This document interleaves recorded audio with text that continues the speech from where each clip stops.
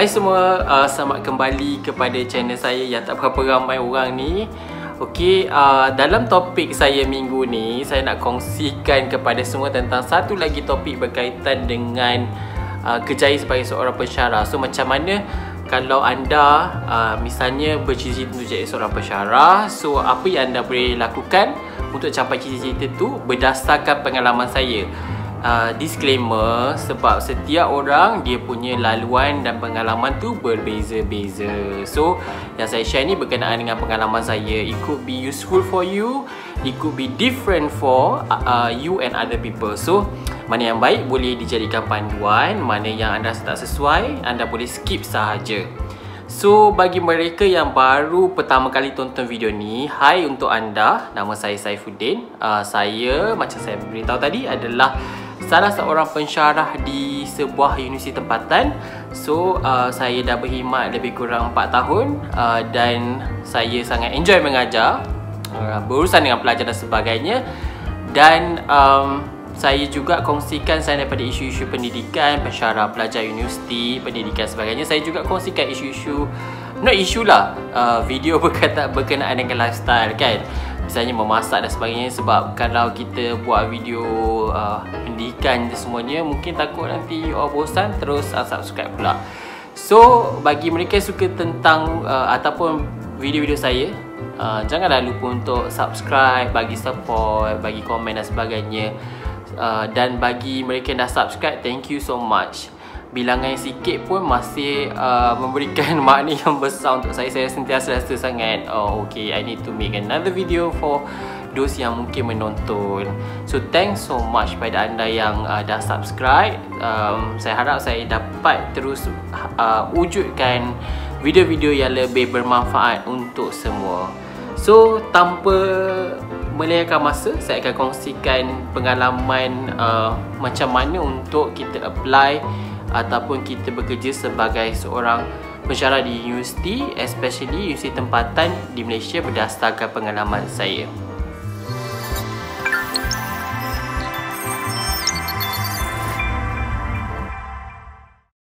Ada mereka yang mungkin tertanya, nak jadi pensyarah ni nak kena ada PhD apa dan sebagainya kan. Sebenarnya pensyarah dia tak macam guru.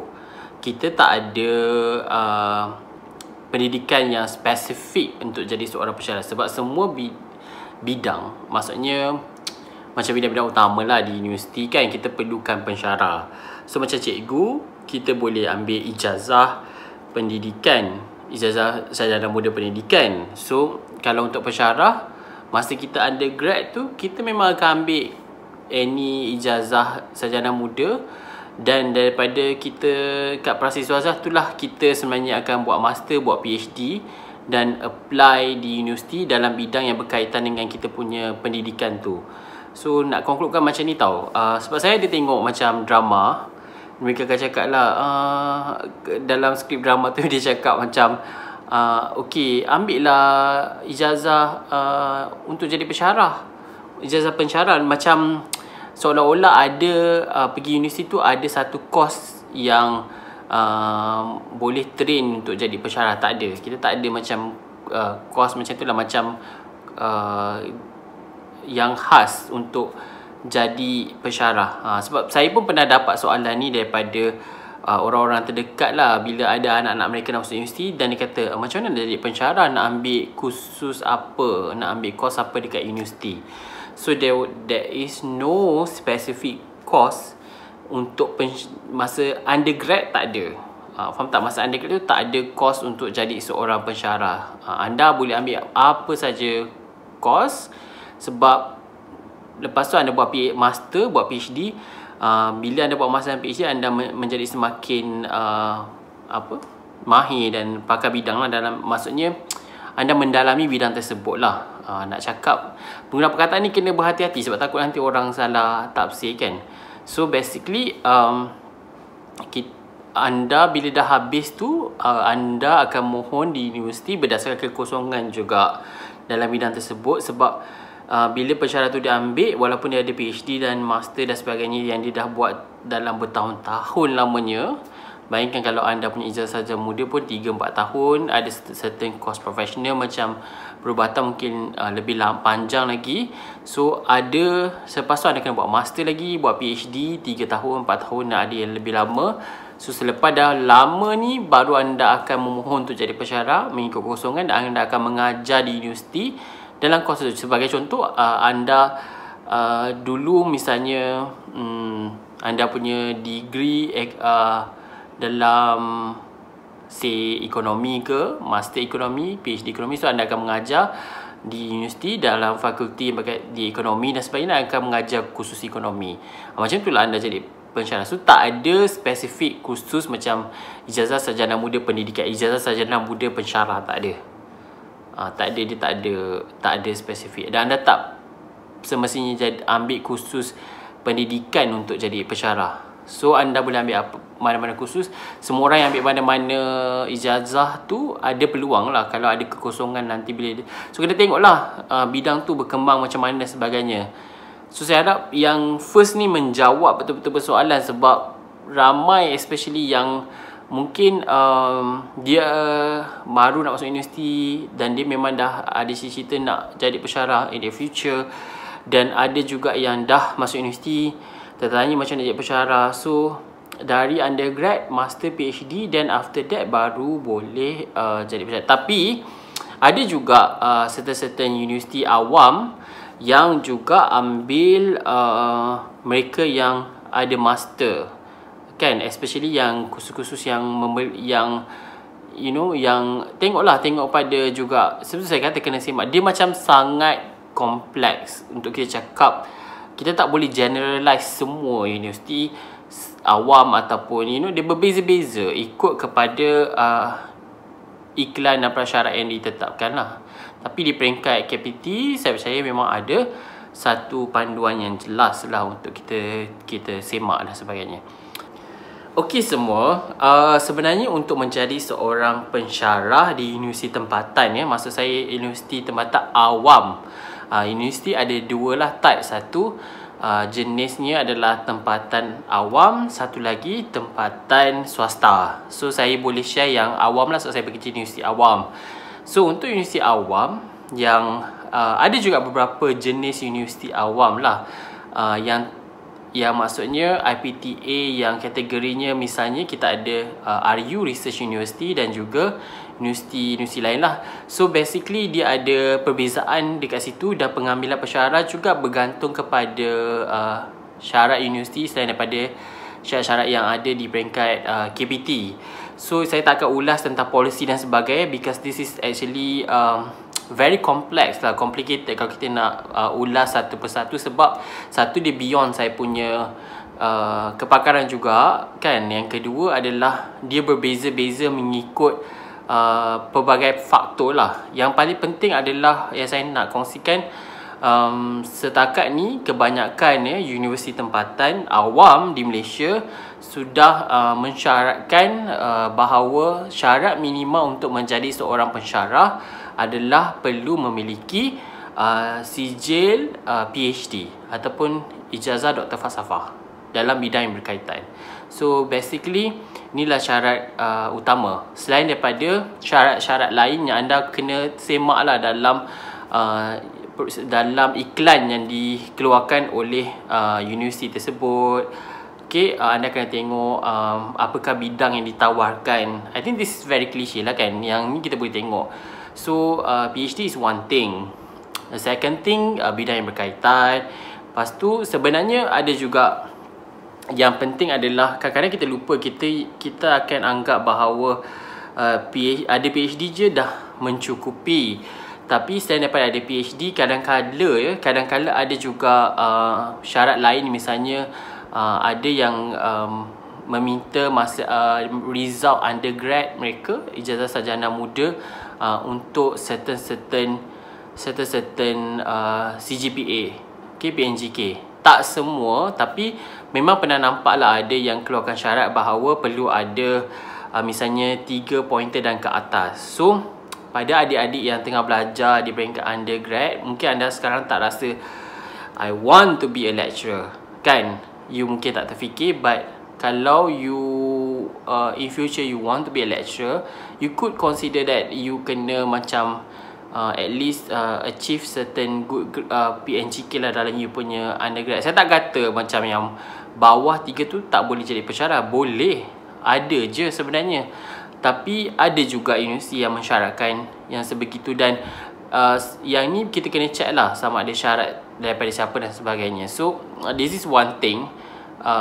Kedua adalah juga sekarang ni because boleh dikatakan bilangan mereka yang memegang ataupun memperoleh PhD tu semakin meningkat, kan? So bila semakin meningkat, peluang pekerjaan bukanlah macam melimpah-limpah, kan, dalam pendidikan, maksud saya di universiti. So because of that, banyaklah syarat-syarat tambahan yang semakin yang diwujudkan untuk kompetitif.